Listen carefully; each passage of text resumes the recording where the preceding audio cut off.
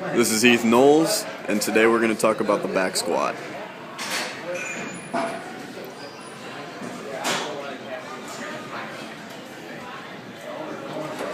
The back squat is the king of leg exercises. It builds the glutes, the hams, and the quads. And today we're going to show you how to do it properly because there aren't a lot of people that do it properly. Not only at the VC, but at any gym.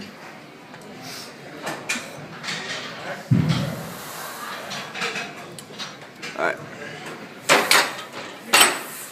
Now the way we're going to teach it today is by using a box.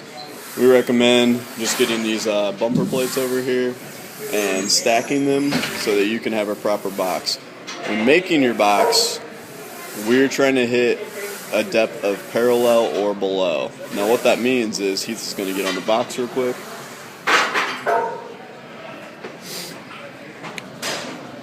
Now you might have heard before, do you squat parallel, or you want to make sure you are squatting to parallel. What that means is between his knee joint and his hip joint, the femur, which is this bone right here, is going to be parallel with the floor. So that's what hitting parallel means. A lot of people will say, well, that's the same thing as hitting 90 degrees. Well, actually it's not, because a lot of times you're going to have some forward knee bend. And then if you're higher, he's a lot less than 90 degrees right now, but he's still parallel. So if he wants to do 90 degrees, his hips are going to be higher and is not going to get as much out of the exercise as if he goes lower. We're trying to get as much as possible. What a lot of guys here at the VC do is they'll do what we like to call quarter squats, which is not going down all the way. So this is a common thing you see in every gym. He just kind of bends the knees and does a knee bend. It doesn't really do anything for performance. It kind of works your quads a little bit if you go heavy, but a lot of times guys go way too heavy, and it doesn't really do much for them. So what we're going to talk about is our way of unlocking the hips, getting the hamstrings strong enough to hit that parallel depth that we were just talking about. So he's going to get under the bar.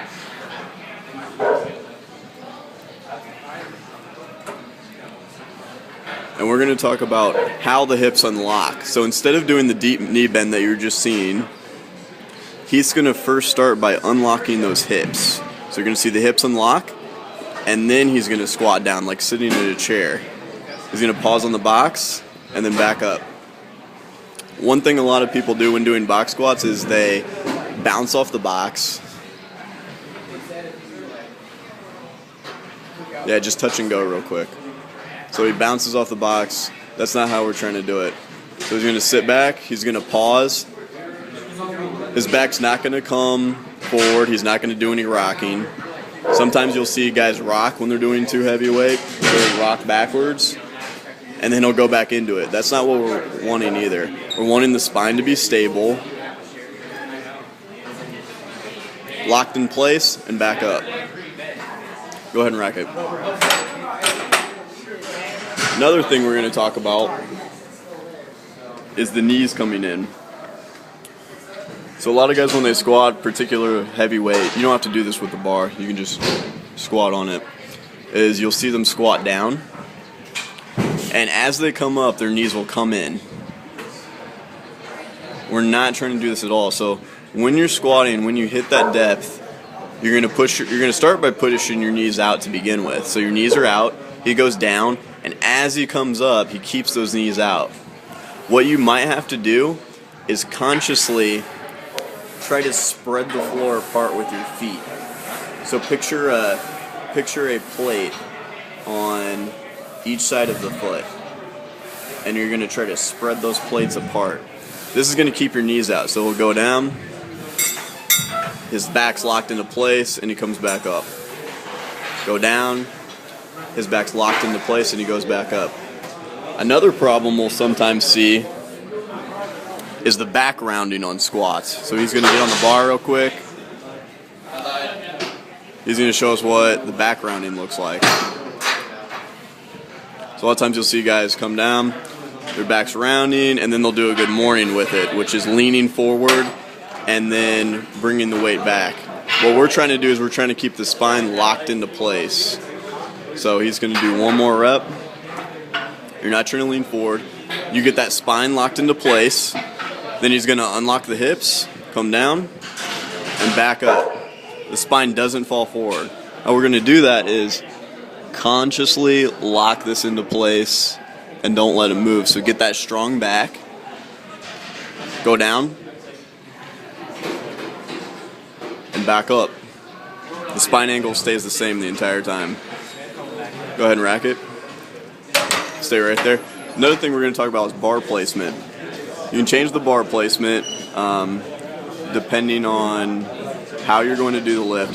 What he's doing right now is called a high bar squat. So a high bar squat is more of the Olympic lifting type of squat where it's going to place a little more stress on the quads. What Heath can actually do is do what they call a powerlifting type squat, and it's going to be lower on his back. So you're going to see the bar in between the top of his trap and above his deltoid. What this is going to do is this is going to place more stress on the glutes and more stress on the hips. It's also going to lessen the range of motion and decrease the amount of torque that's on his lower back. So this is what powerlifters like to do. It's actually personal preference on what you're doing. If you want to accentuate the quads a little bit, maybe go for the high bar. If you want to really accentuate the glutes and the hips, then you're going to go low bar. That's the squat.